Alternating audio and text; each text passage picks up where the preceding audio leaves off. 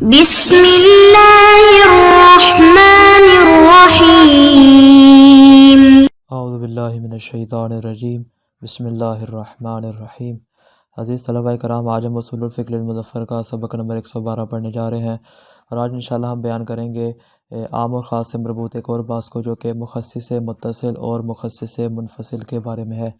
یعنی یہ کلی طور پر ہمارے سامنے مخصص کی دو قسمیں آتی ہیں، انشاءاللہ ہم اس کو بیان کریں گے اور یہ بتائیں گے کہ مخصص متصل کیا ہوتا ہے اور مخصص منفصل کیا ہوتا ہے، مخصص متصل کا کون سا مقام ہے اور مخصص منفصل کا کون سا مقام ہے۔ الثانی المخصص المتصل والمنفصل۔ فرماتے ہیں کلی طور پر ہمارے سامنے جو قوانین عامہ ہیں اور جو ہمارے سامنے بنیادی قوانین ہیں اور جتنے بھی عمومات ہیں وہ دو طرح کے ہوتے ہیں۔ ایک وہ عموم کے فن معقول میں جن کے متعلق بحث کی جاتی ہے، جیسے کہ ہم علم ریاضی میں اس کے متعلق گفتگو کرتے ہیں، یا ہم علم فلسفہ میں، یا اس کے علاوہ ہم علم الکلام وغیرہ میں اس کے متعلق گفتگو کرتے ہیں۔ ایک تو ہمارے پاس اس طرح کے عمومات ہیں، جیسا کہ میں نے مثال بھی دی 2 + 2 = 4، جیسا کہ علم ریاضی میں آپ پڑھتے ہیں، یہ عمومات ہیں، یعنی ایک قاعدہ کلی ہے، یہ ایک قانون عام ہے کہ جہاں بھی 2 کو 2 کے ساتھ جمع کیا جائے تو 4 کے برابر آتا ہے۔ اسی طرح فرماتے ہیں کہ ہمارے سامنے علم فلسفہ میں قاعدہ آتا ہے کہ جو 2 نقیضیں ہوتی ہیں وہ کبھی بھی ایک جگہ پہ جمع نہیں ہو سکتی، یہ قاعدہ عمومی ہے۔ فرماتے ہیں کہ ایک تو ہمارے پاس عمومات اس طرح کے آتے ہیں جو کہ فن معقول میں جن کو عموم کہا جاتا ہے۔ دوسرے عموم ہمارے پاس وہ آتے ہیں کہ جو جعلی اور اعتباری ہے، اور زندگی میں ان کو خود معتبر قرار دیا جاتا ہے، یعنی ہوتے معتبر نہیں ہیں لیکن انسان کا اپنی زندگی کے قوانین بنانے کے لیے اور ایک زندگی کو ایک روانی پہ چلانے کے لیے اور ایک لے پر جو ہے برابر طور پر چلانے کے لیے کیا کرتا ہے، کچھ قوانین وضع کرتا ہے جو کہ عمومی شمار ہوتے ہیں، اور سب انسانوں کی زندگی میں برابر شمار ہوتے ہیں۔ کہتے ہیں جہاں تک تعلق ہے پہلی قسم کا تو یہ ہماری بات سے خارج، کیوں؟ یہ ایسے عمومات ہیں کہ ان کی تخصیص نہیں کی جا سکتی۔ لیکن جہاں تک تعلق ہے یہ دوسری قسم کا، جو کہ ایسے عمومات ہیں جو جعلی و اعتباری ہوتے ہیں، فرماتے ہیں یہ ہماری محل بحث میں شامل ہو جائیں گے۔ اور ہمارے سامنے ایک قاعدہ کلی آتا ہے عام اور خاص کے باب میں کہ ہمارے سامنے ایسا کوئی بھی عام نہیں کہ جس کی تخصیص نہ کی گئی۔ انشاءاللہ اس قاعدے کا بار بار تکرار ہوگا جب تک ہم عام اور خاص کے بحث سے جو مربوط رہیں گے۔ فرماتے ہیں تو ہمارے پاس جتنے بھی عمومات آتے ہیں تو ہم پہلے دیکھتے ہیں کہ آیا اس عموم پر عمل کرنا ہمارے صحیح ہے یا صحیح نہیں، یعنی ہم دیکھیں گے وہاں پہ تخصیص موجود ہے یا تخصیص موجود نہیں۔ تخصیص کو مد نظر رکھتے ہم کیا کریں گے، وہاں پہ ان عمومات پر عمل کریں گے۔ فرماتے ہیں اب جہاں تک بات ہے تخصیص کی، تو اس کے حوالے سے ہم نے جب مقدمہ بیان کیا تھا تو اس میں وضاحت کی تھی کہ تخصیص کیا ہوتا ہے اور تخصص کیا ہوتا ہے۔ تخصیص کے حوالے سے ہم نے بیان کیا تھا تخصیص سے مراد کیا اخراج حکمی ہوتا ہے اور تخصص سے مراد اخراج موضوعی ہوتا ہے۔ فرماتے ہیں کلی طور پر ہمارے سامنے تخصیص کی 2 قسمیں آتی ہیں، ایک ہوتا ہے تخصیص لفظی اور دوسری ہوتی ہے تخصیص لبی۔ اور اسی طرح تخصیص لفظی کی بھی ہمارے سامنے 2 طرح کی قسمیں آتی ہیں، ایک ہوتی ہے تخصیص متصل اور دوسری کو ہم نام دیتے ہیں تخصیص منفصل۔ اگر ہم اس کو عام کے لیے مخصص قرار دیں گے تو ہم کہیں گے مخصص متصل اور مخصص منفصل۔ سب سے پہلے ہم دیکھیں گے مخصص متصل کیا ہوتا ہے، پھر انشاءاللہ اس کے بعد بیان کریں گے مخصص منفصل کیا ہوتا ہے۔ فرماتے ہیں مخصص متصل وہ والا مخصص جو کہ کلام عام کے ساتھ ملو۔ آپ کے سامنے کلام عام آیا، اسی کلام کے اندر کیا ہو، مخصص بھی موجود ہیں، یعنی ہمارے سامنے کلام واحد ہو لیکن ایک ہی کلام کے اندر عموم بھی ہو اور اسی کلام کے اندر مخصص بھی پائے جائے، یعنی عام اور مخصص ایک دوسرے کے ساتھ ملے ہوئے ہوں۔ مثال جیسے لا الہ الا اللہ، اب دیکھیں یہاں پہ لا الہ کیا عمومیت رکھتا ہے، یعنی کوئی الہ نہیں، کوئی معبود نہیں، عمومی حکم بیان کر رہا ہے، لیکن اس کے ساتھ ہم نے کیا کر دیا، الا اللہ کہہ کے ہم نے اس کی تخصیص لگا دی۔ تخصیص متصل ہے، ایک ہی کلام ہے اور اس کے اندر ہمارے سامنے لا الہ عموم کی صورت میں ہے، اس کے بعد جو ہے الا اللہ پھر اس کی تخصیص کے جس کو ہم مخصص متصل کا نام دے سکتے ہیں۔ فرماتے ہیں اس صورت میں ہمارے سامنے اس کی تخصیص آ جاتی ہے۔ الثانی المخصص المتصل والمنفصل۔ مخصص متصل اور منفصل، جو کہ ہم نے ابتدا میں بیان کیا تھا کہ عام اور خاص کے بارے میں ہماری جو بحث ہوگی وہ تقریباً 11 صورتوں میں ہوگی، ہم 11 بحث کو بیان کریں گے۔ پہلی بحث کو ہم نے کل کے درس میں بیان کیا، آج ہم بیان کرنے جا رہے ہیں دوسری بحث کو، جو کہ مخصص متصل اور مخصص منفصل کے بارے میں ہے۔ ان تخصیص العام علی نحوین۔ فرماتے ہیں عام کی جو تخصیص ہے وہ 2 طرح سے ہو سکتی ہے۔ دیکھیں یہاں پہ انہوں نے صرف آخری والی قسموں کو بیان کیا، یہ تمام جو تمہید ہے یہ اس کے لیے ضروری ہے جو میں نے پہلے بیان کی تاکہ ہم بعد والی بحث کو سمجھ سکیں۔ فرماتے ہیں عام کی تخصیص جو ہے وہ 2 طرح کی ہوتی ہے۔ الاول، پہلی تخصیص کیا ہے، ان یقترن به مخصصه فی نفس الکلام الواحد الملقا من المتکلم۔ فرماتے ہیں اس کا جو مخصص ہو وہ اسی کلام واحد کے ساتھ کیا ہو، ملا ہوا ہو، اور کون سا کلام واحد کہ الملکہ من المتکلم، جو متکلم کی جانب سے پیش کیا گیا، متکلم کی جانب سے جو کلام ہمارے سامنے آیا ہے وہ ایک ہی کلام ہو، کلام واحد ہو، اسی کلام کے اندر کیا ہو، عموم بھی پایا جائے اور اسی عموم کے ساتھ اس کا مخصص بھی ملا ہوا ہو۔ مثال جیسے اشہد ان لا الہ الا اللہ، دیکھیں لا الہ عموم ہے اور اسی کلام کے اندر کیا کریں، الا اللہ کہہ کے اس کی ہم تخصیص لگا رہے ہیں۔ فرماتے ہیں وَيُسَمَّى المخصص المتصلہ، اس طرح کے مخصص کو مخصص متصل کا نام دیا جاتا ہے۔ آگے فرماتے ہیں فَيَكُونُ قَرِينَةً عَلَىٰ إِرَادَةِ مَا عَدَى الْخَاصِ مِنَ الْعُمُومِ، فرماتے ہیں کہ یہ جو ہمارے سامنے مخصص متصل ہے، یہ جو ہم نے تخصیص لگائی ہے، یہ تخصیص کیا بن جائے گی، یہ حقیقت میں قرینہ بن جائے گی عَلَىٰ إِرَادَةِ مَا عَدَى الْخَاصِ مِنَ الْعُمُومِ۔ فرماتے ہیں یہ جو ہمارے سامنے تخصیص آ رہی ہے، جو عام کے اوپر وارد ہو رہی ہے، یہ قرینہ بن جائے گی کس بات پر، عَلَىٰ إِرَادَةِ مَا عَدَى الْخَاصِ مِنَ الْعُمُومِ، کہ خاص کے علاوہ، خاص مراد کیا یعنی مخصص کے ذریعے جس کو ہم نے خارج کر دیا ہے، تخصیص لگا کے جن جن افراد کو خارج قرار دے دیا، خراج حکمی کر دیا ہے، ان کے علاوہ جتنے بھی عمومات ہیں فرماتے ہیں اس کے ارادے پر یہ کیا بن جائے گا، قرینہ بن جائے گا۔ آسان الفاظ میں کیا کہہ سکتے ہیں کہ اگر مثال کے طور پہ ہمارے سامنے 100 افراد ہوں عموم کے، اور تخصیص یہاں کیا کر دیا، 20 افراد کو خارج قرار دے دیا، فرماتے ہیں 20 افراد کو خارج کرنا اس بات پہ قرینہ بن جائے گا کہ اب یہاں پہ 100 مراد نہیں ہوں گے بلکہ جو باقی 80 عموم کے افراد بچے ہیں وہ اس کی مراد ہوں گے۔ فرماتے پہلی بات وَتَلْحَقُ بِهِ، فرماتے اسی کے ساتھ ملحق ہوتا ہے، یعنی کس کے ساتھ، مخصص متصل کے ساتھ ہم ایک اور مورد کو ملحق کرتے ہیں، وہ کیا ہے، فرماتے ہیں ملحق نہیں کرتے بل ہی منہ، بلکہ وہ مورد اسی کا جز شمار ہوتا ہے، اسی کا حصہ شمار ہوتا ہے۔ کون سا والا مورد، القرینۃ الحالیۃ المقتنف بها الکلام الدالۃ علی ارادۃ الخصوص، فرماتے ہیں کہ مخصص متصل کے ساتھ ملحق ہوگا وہ والا مقام کے جہاں پہ ہمارے سامنے قرینہ حالیہ ہو۔ کون سا قرینہ حالیہ کہ المقتنف بها الکلام ہو، فرماتے ہیں کہ جو کلام کے اندر شامل ہو اور جو کلام کو بیان کر رہا کہ الدالۃ علی ارادۃ الخصوص، وہ والا قرینہ حالیہ جو خصوص کے ارادے کو بیان کر رہا ہو، یعنی یہ قرینہ حالیہ بتا رہا کہ یہاں پہ صرف خاص مورد کا ارادہ کیا جا رہا ہے، کسی اور کا ارادہ نہیں کیا جا رہا۔ آسان سی مثال، ایک عالم دین محفل میں بیٹھے تھے، انہوں نے کیا کیا، فساق کی مذمت کی، فاسق میں یہ برائی ہے، فاسق میں وہ برائی ہے، فاسق کی کافی ساری مذمت بیان کرنے کے بعد جب وہ باہر آتے ہیں، آ کے اپنے شاگرد کو حکم دیتے ہیں، کہتے ہیں اکرم العلماء، علماء کا اکرام کرو۔ اب یہاں پہ علماء کے اندر علماء عادل بھی شامل ہیں، علماء فاسق بھی شامل ہیں،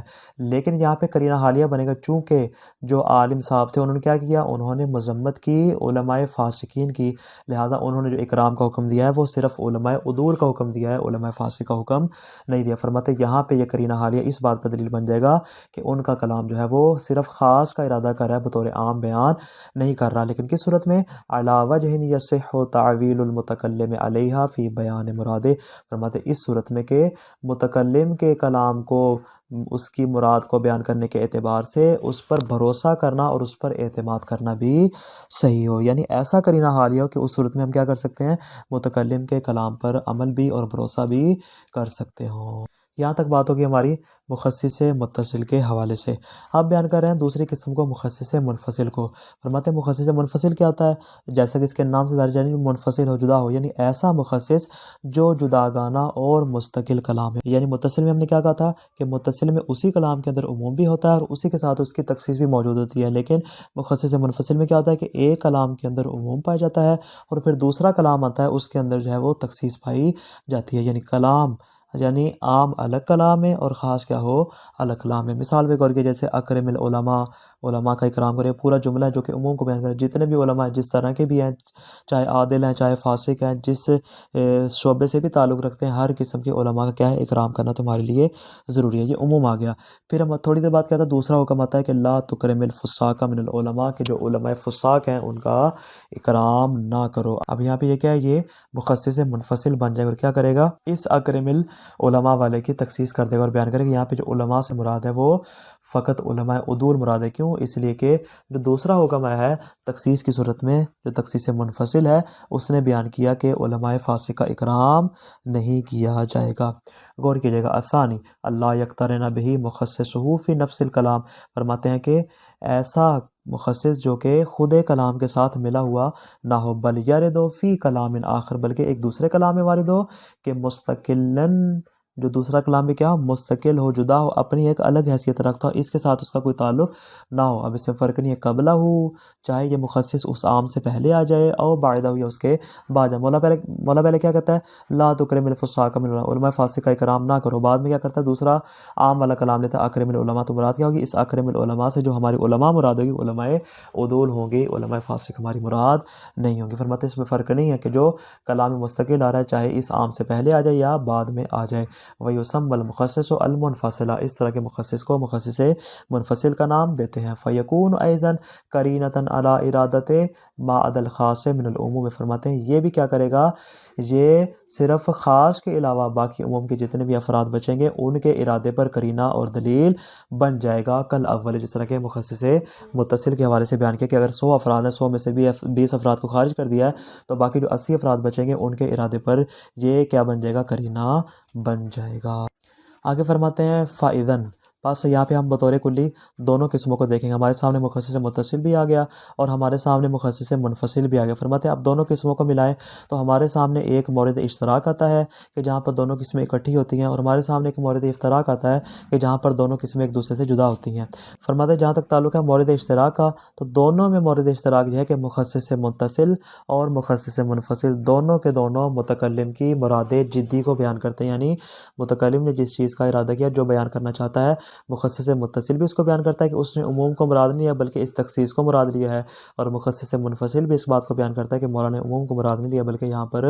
اس کے تخصیص کو مراد لیا جا رہا ہے۔ دونوں اس اعتبار سے مشترک ہیں کہ دونوں مراد جدی کو بیان کرتے ہیں۔ البتہ ان میں ایک فرق پایا جاتا ہے، وہ فرق کیا ہے کہ مخصص متصل میں عام کا ظہور الگ ہے اور مخصص منفصل میں عام کا ظہور الگ ہے۔ وہ الگ کس اعتبار سے اس کو انشاءاللہ آگے بیان کر رہے ہیں۔ فرماتے فَإِذًا لَا فَرْقَ بَيْنَ الْقِسْمَيْنِ مِن نَاحِيَّةِ الْقَرِينَةِ عَلَى مُرَادِ الْمُتَكَلِّمِ، فرماتے مراد متکلم پر قرینہ بننے کے اعتبار سے لا فرق، ان دونوں قسموں کے درمیان کو فرق نہیں پایا جاتا، یعنی دونوں کی دونوں قسمیں کیا ہیں، قرینہ بنتی ہیں مراد متکلم پر اور مراد جدی پر کہ متکلم نے یہ والا معنی مراد لیا ہے، عام والا معنی مراد نہیں لیا، اس اعتبار سے دونوں برابر ہیں۔ لیکن فرماتے ہیں وَإِنَّمَا الْفَرْقُ بَيْنَهُمَا مِن نَاحِيَةٍ أُخْرَى، لیکن دوسرے اعتبار سے کیا ہے، دونوں قسموں میں فرق پایا جاتا ہے، اور وہ فرق کس اعتبار سے ہے، وَهِيَ نَاحِيَةُ انعقاد الظہور فی العموم، فرماتے ہیں عموم میں ظہور کے منعقد ہونے کے اعتبار سے ان دونوں میں فرق پایا جاتا ہے۔ اور فرق کیا ہے، فرماتے بڑا آسان سا فرق ہے، فَفِي الْمُتَّصِلِ لَا يَنْعَقِدُ لِلْكَلَامِ ظُهُورٌ إِلَّا فِي الْخُصُوصِ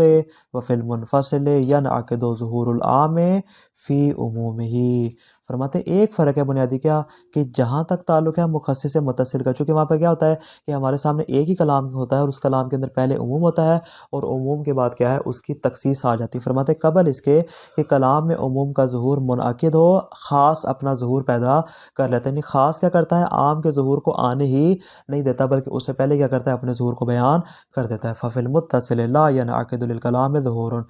إِلَّا فِي الْخُصُوصِ، فرماتے کلام کا ظہور نہیں ہوتا سوائے خصوص میں، یعنی عام کا وہاں پہ اصلاً ظہور ہوتا ہی نہیں ہے۔ کیوں؟ اس لیے کہ متصل ہوتا ہے اور جب تک کلام مکمل نہیں ہوتا تب تک مجھ سے کوئی نتیجہ حاصل نہیں کر سکتے، تو لہٰذا جیسے کلام مکمل ہوگا خاص اپنا ظہور پیدا کر لے گا، عام کے ظہور کی نوبت ہی نہیں آئے گی۔ لیکن جہاں تک تعلق ہے مخصص منفصل کا، فرماتے چونکہ وہاں پہ عام الگ کلام میں ہوتا ہے، خاص الگ کلام میں، فرماتے عام جو ہوتا ہے اپنے عموم میں ظہور رکھتا ہے، بعد میں اگر خاص آ جائے اس کا پھر کیا ہو جائے گا، اس کے ساتھ تعارض ہو جائے گا۔ فَفِي الْمُنْفَصِلِ يَنْعَقِدُ ظُهُورُ الْعَامِ فِي عُمُومِهِ، فرماتے جہاں تک تعلق ہے مخصص منفصل کا، فرماتے عام اپنے عموم میں ظہور منعقد کر لیتا ہے، یعنی وہاں پہ عام کا ظہور ثابت ہو جاتا ہے۔ البتہ بعد میں کیا ہوتا ہے، پھر تھوڑی دیر بعد جب ہمارے سامنے مخصص آ جاتا ہے، مخصص کیا کرتا ہے، مخصص بیان کرتا ہے کہ ہمارے سامنے اس طرح کا دوسرا ظہور آ جاتا ہے، یعنی عام اپنا ظہور بیان کرتا ہے اور خاص اپنا ظہور بیان کرتا ہے، بطور نتیجہ عام اور خاص کے ظہور میں تعارض ہو جاتا ہے۔ فرماتے ہیں اب اس تعارض کو دور کرنے کے لیے یہاں پہ ہمیں کیا کرنا ہوگا، ہمیں دیکھنا ہوگا کہ ہم کس کے ظہور کو مقدم کریں۔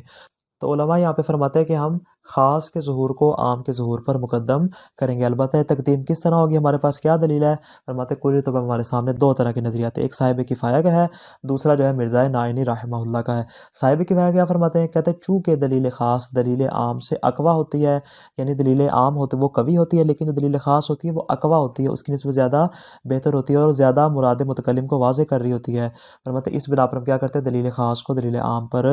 مقدم کر دیتے ہیں۔ البتہ اس قوت میں دو صورتیں ہیں، فرماتے ہیں اس اعتبار سے کہ ہم خاص کو کہتے ہیں خاص کا ظہور اظہر ہے، جبکہ عام کا ظہور جو ہے وہ ظاہر ہے، نہیں ظاہر کیا کرتا ہے کہ اس میں ظہور رکھتا ہے، لیکن جیسے ہی خاص ہے اس نے کیا کر دیا، مراد متکلم کو بیان کر دیا اور اسی عام کے ظہور کو کیا کر دیا، اظہر میں تبدیل کر دیا۔ چونکہ خاص کا ظہور اظہر ہے لہٰذا اظہر جو ہے وہ ظاہر پر مقدم ہوتا ہے۔ اور دوسری صورت ہمارے سامنے آتی ہے کہ کیا خاص چونکہ نص ہوتا ہے، خاص صراحت کر رہا ہوتا ہے اور دو ٹوک بیان کر رہا ہوتا ہے کہ مراد متکلم یہ ہے، جبکہ عام کیا کرتا ہے، اس کے ظہور کو بیان کرتا ہے، اس ظہور میں اختلاف بھی ہو سکتا ہے، اس میں خلاف احتمال بھی پایا جا سکتا ہے، لہٰذا ہم کیا کریں کہ یہاں پہ نص کو ظاہر پر مقدم کریں گے۔ فرماتے ہیں یہ دو صورتیں ہیں کہ ان دو صورتوں میں کسی ایک کے مطابق ہم کیا کریں گے، دلیل خاص کو دلیل عام پر مقدم کریں گے۔ یہ ہے صاحب کفایہ کا قول۔ البتہ مقابلے میں دوسرا نظریہ آتا ہے مرزا نائینی کو، کیا فرماتے ہیں، کہتے ہیں کہ دلیل خاص دلیل عام کو بیان کرنے پہ قرینہ ہوتی ہے، یعنی وہ یہ نہیں کہتے کہ ایک قوی ہوتی ہے دوسری اقوی ہوتی ہے، بلکہ کیا کہتے ہیں جو دلیل خاص ہوتی ہے وہ قرینہ بنتی ہے، لہذا قرینہ جو ہوتا ہے وہ ذل قرینہ پر مقدم ہوتا ہے۔ فرماتے غیر ان الخاص ظہورہ اقوی، فرماتے ہیں یہاں پہ جو خاص ہے اس کا ظہور اقوی ہوگا، فیقدم علیہ من باب تقدیم الاظہر علی الظاہر، فرماتے ہیں پس اس کو مقدم کیا جائے گا۔ اس تقدیم کی دو صورتیں، یا تو اظہر کو ظاہر پر مقدم کرنے کے اعتبار سے ہم کیا کریں گے، اس کو مقدم کریں گے، او النص علی الظاہر، یا نص کو ظاہر پر مقدم کرنے کے باب کے اعتبار سے ہم کیا کریں گے، اس کو مقدم کریں گے۔ چونکہ اس کا ظہور اقوی ہے لہٰذا خاص کا ظہور جو ہے وہ عام کے ظہور پر مقدم ہو جائے گا۔ خلاصہ کیا ہوا آج کے درس کا، عمومات کی ہمارے سامنے دو قسمیں ہیں، ایک ہے عمومات در فن معقول اور دوسرے ہیں عمومات جعلی و اعتباری۔ فرماتے ہیں جو پہلی قسم ہے ان میں تخصیص ممکن ہے لیکن دوسری قسم میں تخصیص ہو سکتی ہے، اور پھر تخصیص کی ہمارے سامنے دو قسمیں آتی ہیں، یا تخصیص لفظی ہوتی ہے یا پھر تخصیص لبی ہوتی ہے، اور تخصیص لفظی کی بھی دو قسمیں، یا تخصیص متصل ہوتی ہے یا پھر تخصیص منفصل ہوتی ہے۔ اور فرماتے ہیں تخصیص متصل سے مراد کیا ہے کہ کلام عام کے ساتھ خاص متصل ہو، یعنی کیا مطلب عام اور خاص کلام واحد کے اندر ہی واقع ہوں، اور تخصیص منفصل سے مراد کیا ہے کہ عام ایک الگ کلام ہے اور خاص جو ہے وہ دوسرے الگ کلام میں پائے جائیں۔ دو کلام ہمارے سامنے تو ایک میں عام ہوتا ہے دوسرے میں خاص ہوتا ہے۔ فرماتے ہیں تخصیص متصل اور تخصیص منفصل میں ایک وجہ اشتراک ہے، وہ کیا ہے کہ دونوں کے دونوں متکلم کی مراد جدی کو خاص کی صورت میں بیان کرتے ہیں کہ مولا نے خاص کو مراد لیا عام کو مراد نہیں لیا۔ البتہ ان میں جہت افتراق، و جہت افتراق کیا ہے کہ متصل میں عام کا ظہور منعقد نہیں ہوتا جبکہ منفصل میں عام کا ظہور منعقد ہو جاتا ہے، اس اعتبار سے میں فرق پایا جاتا ہے۔ لیکن خاص کے ظہور کو عام کے ظہور پر ہم کیا کرتے ہیں، تقدیم اظہر یا تقدیم نص کے اعتبار سے مقدم کرتے ہیں، چونکہ ان دونوں کے ظہور میں تعارض ہو جاتا ہے لہٰذا ہم اس اعتبار سے عام کے اوپر خاص کے ظہور کو مقدم کرتے ہیں، یا اظہر کو ظاہر پر مقدم کرنے کے اعتبار سے یا نص کو ظاہر پر مقدم کرنے کے اعتبار سے ہم خاص کے ظہور کو مقدم کرتے ہیں اور عام کے ظہور کو ہم مؤخر کر دیتے ہیں۔ والسلام علیکم ورحمۃ اللہ وبرکاتہ۔